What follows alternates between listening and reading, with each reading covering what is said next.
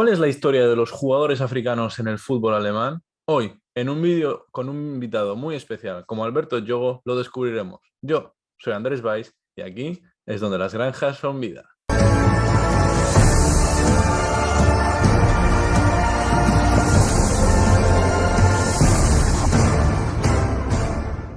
Bueno, como ya os he comentado, estamos aquí precisamente con una persona relevante del mundo del fútbol, Alberto Yogo, comentarista de Gol, también presente en Mr. Underdog, un proyecto que gusta en el mundo del panenquismo, para hablar pues de la evolución de esos jugadores africanos en el fútbol alemán hasta la actualidad. Antes de nada, muchas gracias por venir, Alberto. ¿Qué tal, Andrés? ¿Cómo estás? Siempre es un placer hablar de africanos y sobre todo si hablamos de la Bundesliga, de fútbol alemán, donde empezaron con mal pie, por llamarlo así, con mucha incertidumbre, con muchas reticencias por buena parte de los aficionados, pero que al final se han hecho un poco en el corazoncito, ¿no? Del fútbol alemán. Sí, tenemos dos casos. Anthony Bafoe, que empezó de mejor forma, por así decirlo, con respecto a sus aficionados que llevó al final, fue incluso abucheado y cosas mucho peores, insultado, señalado con gritos de mono desde las gradas de su propio equipo, el Eintracht Frankfurt. Pero Bafoe tuvo el único gran problema de que había una regla de extranjeros de la Federación Alemana que no permitía incluir a más de 3 jugadores y de tener a 2 en el campo al mismo tiempo. El Köln no quiso apostar por él, aunque le hizo debutar Rinus Michels en 1983, siendo el tercer jugador africano en debutar en la Bundesliga. Pero esto no fue algo negativo para su carrera, porque consiguió grandes hitos. Llevó al Stuttgart Kickers a la final de la Pokal en un hito todavía recordado a día de hoy y fue el primer africano en jugar la Pokal alemana. Y además tiene una anécdota bastante graciosa, y es que hay un grupo que quizá tú no lo conozcas, que se llama Die Totenhosen, en Fortuna, en Düsseldorf, que gracias a una donación suya, un grupo musical, pudieron financiar el fichaje de su traspaso. Entonces, no sé qué opinión te suscita la carrera de Bafoe y después la de Yeboah. Bueno, es verdad que Bafo fue un futbolista bastante versátil, ¿no? Por lo que he estado revisando, que jugaba en varias posiciones, especialmente en la punta de ataque, y luego se fue amoldando, ¿no? A distintas situaciones dentro del campo, y sobre todo se le ve como un pionero, ¿de acuerdo? Se le recuerda como un pionero, por ejemplo, el caso de Keita, del jugador malí, que jugó en Francia primero, que abrió barreras, ¿no? Para que otros llegaran después, pues Bafo, digamos que fue esa cuña, ¿no? Que metió el pie primero en ese fútbol alemán, y a partir de ahí llegaron otros. Y en cuanto a Tony Yeboah, es que claro, yo le recuerdo de ser un niño cuando veía los programas de fútbol internacional, es que era un auténtico animal. Era un jugador con un tren inferior potentísimo, un jugador con un cuádriceps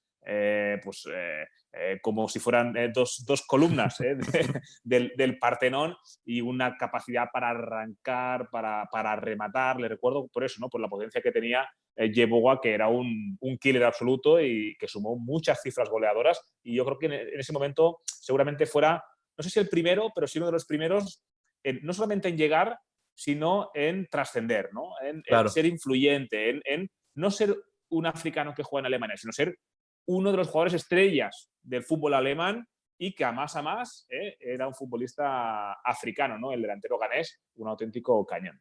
Es que fue una leyenda, no solo del Eintracht Frankfurt, en el que empezó abucheado, quiero recordar, y después, poco tiempo después, se convirtió en el primer africano en ser capitán de un equipo de la Bundesliga. Fue leyenda, fue 2 veces máximo goleador del año en la liga, pero también lo fue en el Leeds, donde Sí, fue sí. varias veces jugador del año, y acabó incluso jugando en el Hamburg poco tiempo después. Yo he estado viendo también, tirando de archivo, y la verdad es que era una cosa espectacular. Plástico. Sí. Yo creo que si estuviera a día de hoy habría optado a entrar en alguna pelea por el Balón de Oro y sería Sí, sí. comparado con Kylian Mbappé, pero nada, era un jugador espectacular. Otro que era un jugador también muy bueno, que ganó 3 Balones de Oro africanos y es partícipe de la única vez que un equipo francés ha ganado la Copa de Europa, es Abedi Sí. Pelé, que tuvo un paso bastante efímero al final de su carrera por Alemania en el 1860 München, pero que es uno de los primeros pioneros del fútbol africano en Europa y uno de los mejores de la historia. Sí, Abedi Pelé es el papá de André Ayew y de Jordan Ayew, ¿no? Dos futbolistas que en Inglaterra especialmente han tenido pues, bastante incidencia, ¿no? Aunque se han disipado un poco. De hecho, ahora Andrés está en el Al-Sadd Sí. catarí. Pero es cierto que, como bien decías, Abedi Pelé, fíjate si fue importante para esa única Copa de Europa del fútbol francés, esa Copa de Europa de Olympique de Marsella, que fue quien lanza el saque de esquina que acaba rematando Basile Boli, ¿no? Otro futbolista nacido en África, ¿no? Nacido en Costa de Marfil. Abedi Pelé era un mago, campeón de África en el 82, era un 10, era un futbolista de una calidad exquisita, de recorte, de cambio de ritmo, ese tipo de jugador que merece la pena, ¿no? Ir a ver y a hacer cola durante las horas que haga falta para verle jugar. Es verdad que en Alemania estuvo menos tiempo, pero un jugador muy recordado en África. En África se habla siempre de quiénes son los mejores africanos del mundo, ¿no? De la historia, y eso siempre es complicado, pero cuando uno empieza a pensar, pues uno se va a los Drogba, a los Eto'o, a George Weah, evidentemente Mané y Salah aún están en activo, por lo tanto les dejaremos que sigan creciendo y luego ya te empiezan a venir uno del que hablaremos después seguramente, pero Sí. Abedi Pelé ya te viene, ¿eh? No sé si en el top 5 es mucho decir, pero en el top 10 seguro un futbolista sensacional. Luego tuvo más opciones de ganar alguna Copa de África además con Ghana, pero se cayó en los penaltis y 3 balones de oro africanos para él, un jugador, un mago, un jugador de mucha calidad.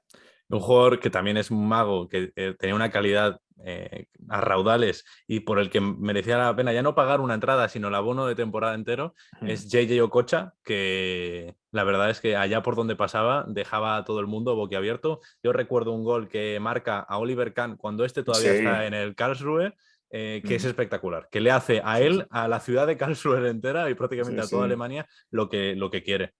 Sí, sí, la cadera de Oliver Kahn sufrió porque Sí, le tiró sí, hasta 4 y 5 recortes sí. al portero alemán. A ver, Agustino Cocha, ¿no? Ese apodo de Jai, que le viene de un familiar, ha sido un De su primo.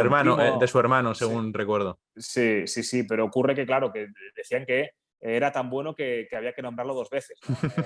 He was so good that you should tell him twice, ¿no? El Jai Jai, pues sí, pues un 10 de la generación nigeriana de los 90, que yo no sé si es la mejor generación del fútbol africano de la historia, pero ahí andará, ¿no? Campeones oro olímpico en el 96, con un partido que recomiendo mucho, que es la semifinal frente a Brasil. Él jugaba en el centro del campo, por detrás de Nwankwo Kanu, por detrás de Amunike, de Finidi y compañía, y luego esa final frente a Argentina fantástica. Y luego los mundiales, 94 que cae en octavos, en el 98 elimina a España, la fase de grupos también, así que Agustino Cocha, un jugador sensacional. Se decía, Andrés, en el Paris Saint-Germain, Cocha y Ronaldinho coinciden en una temporada en el Paris Saint-Germain, y Ronaldinho decía que en París la gente no iba a ver al PSG ni iban a ver a Ronaldinho, iban a ver a Agustino Cocha, ¿no? Porque era un jugador, recordamos ese vídeo haciéndose la noria por encima, Sí. jugando con el Bolton después de un saque de esquina, pues un jugador sensacional que estaba diseñado para el disfrute, pero también para darle continuidad al juego. No era un show vacío, sino que eso lo hacía para poner en valor, ¿no? El trabajo del equipo. Por lo tanto, Agustino Cocha, que al igual que Abedi Pelé, el momento que salga algún ranking serio, pues ahí va a estar. No sé si en el 5, porque Tureya ya también está ahí Claro. empujando para meterse, pero en el top 10 sin duda tiene que estar Agustino Cocha, un futbolista sensacional. De J.J. Okocha he estado investigando y he encontrado con algo que suele ser bastante habitual y es que los genios para poder llegar a triunfar necesitan algo de suerte. Y su entrada en Europa es espectacular. Él viaja a Alemania a ver a un amigo suyo, Vinebi Numa, que jugaba en el Borussia Neunkirchen de tercera división. Un día le acompaña en un entrenamiento, el entrenador por algún extraño motivo le pide que le invita a quedarse el entrenamiento, lo hace bien, al día siguiente le vuelven a traer para ver si había sido cosa de un día o de verdad había algo ahí de consistencia, lo hace incluso mejor, le contratan, de ahí pasa al Saarbrücken, que es también un punto en común porque Yeboah también entra en Europa a través del Saarbrücken y de ahí ya va al Eintracht, donde coincide con el propio Yeboah, y donde llega a decir una frase que a mí me ha dejado bastante trastocado, pero que es evidente que sucedía, que dijo que no se dio cuenta de que era negro hasta que llegó a Alemania. Sí, sí, sí, sí. Lo cual me parece una frase espeluznante.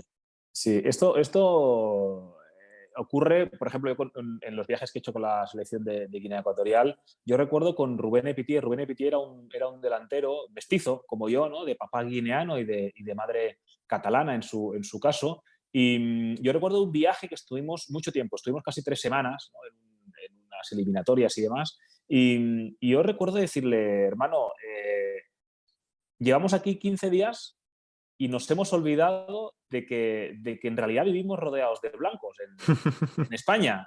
Es decir, claro, al final uno vive de lo que está Claro, acostumbrado, ¿no? Entonces, al cabo de un tiempo, pues uno no se da cuenta de que realmente, oye, pues llevamos 15 días y no nos hemos cruzado prácticamente con ningún caucásico, ¿no? Por llamarlo así. Por lo tanto, claro, uno es negro, evidentemente, pero claro, está rodeado de otros ciudadanos negros y no se da cuenta. Cuando se va afuera, al cabo de poco tiempo, al final, el color al final es pigmentación, ¿no? claro. Uno, pues, tú conoces a alguien de una etnia distinta y el primer día dices, wow, etnia distinta. A los 3 días, tú ya Ni te das cuenta ya. ni te das cuenta y a salvo que tengas algún tipo de trastorno mental, ¿no? Pero no te das cuenta. Pero sí que es cierto que hay un momento en que si te empiezan a decir, oye, te empiezan a recordar que no, es que tú eres de otra etnia y te intentan hacer creer que eso es malo. Entonces, claro, te das cuenta de que, oye, es verdad, ¿no? Resulta que soy un extraño en este lugar y por eso yo le doy mucho valor también, ahora no tanto, evidentemente, porque hoy en día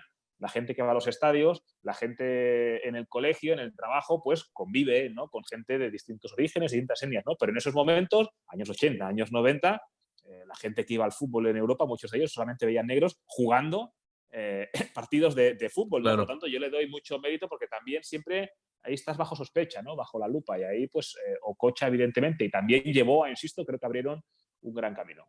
Claro, que diría Andrés Montes, el talento bajo sospecha, ¿no? Sí, En exactamente, lo este, en mismo. Sí, este sí. motivo, por cuestiones así también raciales, y todos estos rompieron moldes, se atrevieron, fueron los primeros de una larga lista, entre los que está, por ejemplo, años después, Sami Kofur, que llega a estar una década en el Bayern, Buah, siendo espectacular. muy importante, ganando la Champions, jugando la Intercontinental, marcando un gol en esta misma hasta los momentos actuales que vivimos con la figura más importante del fútbol alemán de este sentido, que es Taiwo Bonigi, que Mm.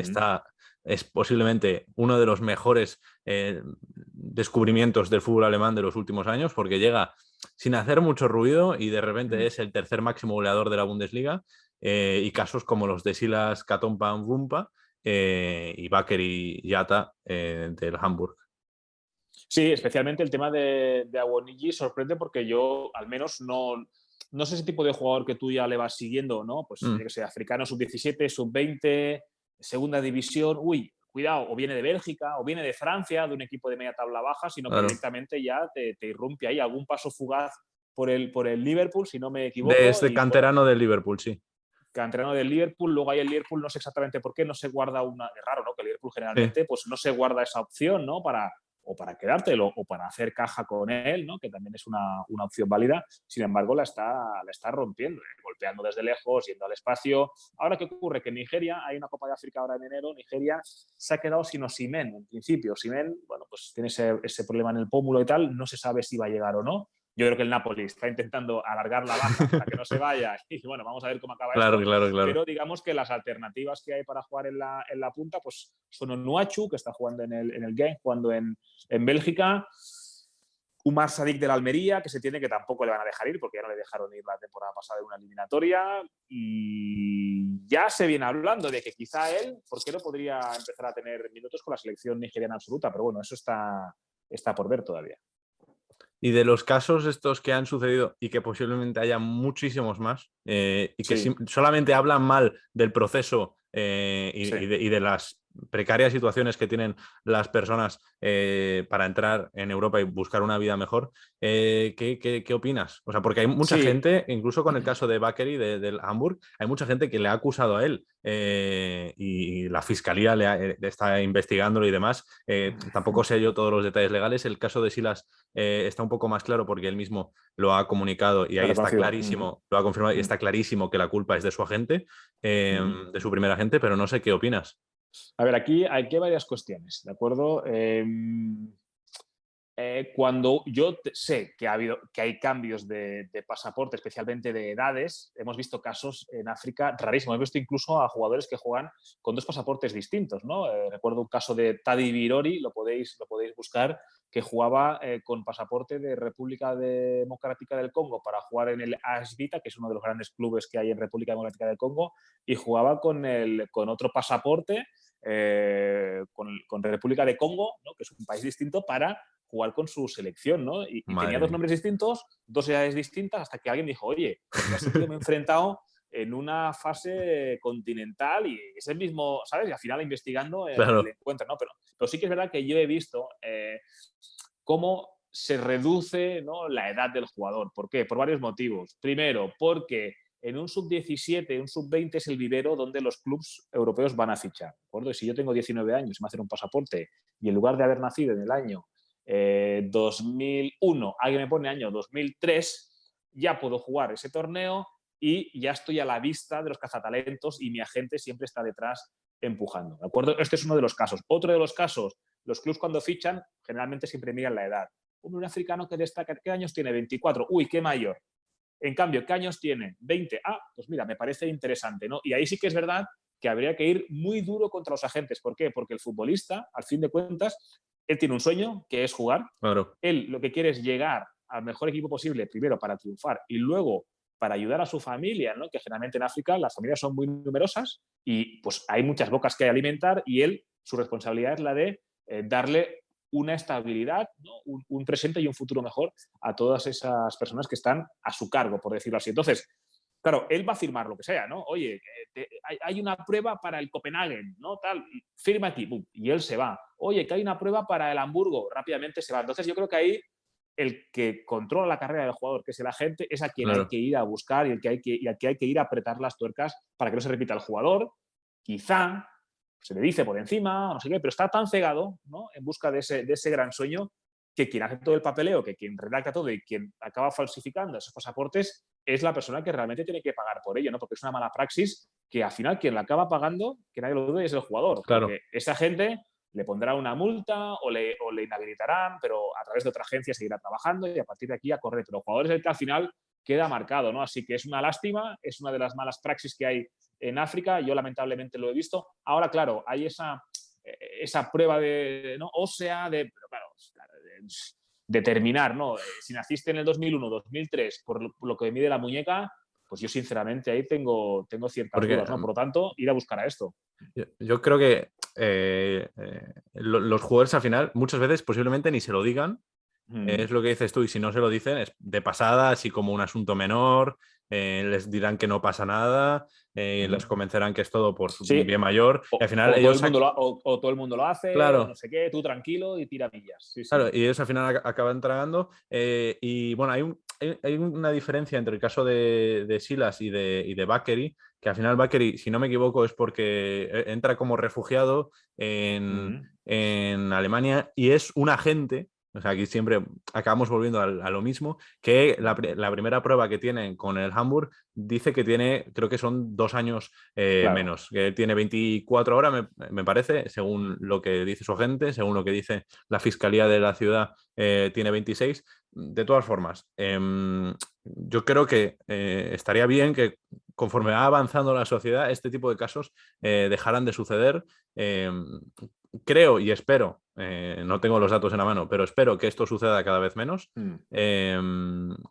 Y sobre todo, Andrés, por una cosa, porque no solamente porque le suceda al jugador en cuestión que es víctima, ¿no?, de esto, que eso está claro, sino porque ya pones bajo sospecha a muchos otros. Es decir, cuando ocurre algo así, ya el siguiente jugador, no un jugador gambiano, que no sé qué y tal, decir, ya no me fío. Los clubs tampoco quieren problemas, ¿no? Al final los clubs lo que tienen que hacer es sacar rendimiento, ¿no? Y sobre todo minimizar riesgo. Entonces los clubs tampoco se van a meter en berenjenales, digamos, de ese tipo, legales, ¿no?, para demostrar qué tal. Entonces, bueno, pues eso es un daño que se hace no solamente al jugador afectado en sí, sino también por extensión al resto. Por eso creo que hay que perseguir duramente no solamente al jugador, ¿no?, que tendrá su cuota, que seguramente sabe menos, pero sí a las personas que permiten algo así.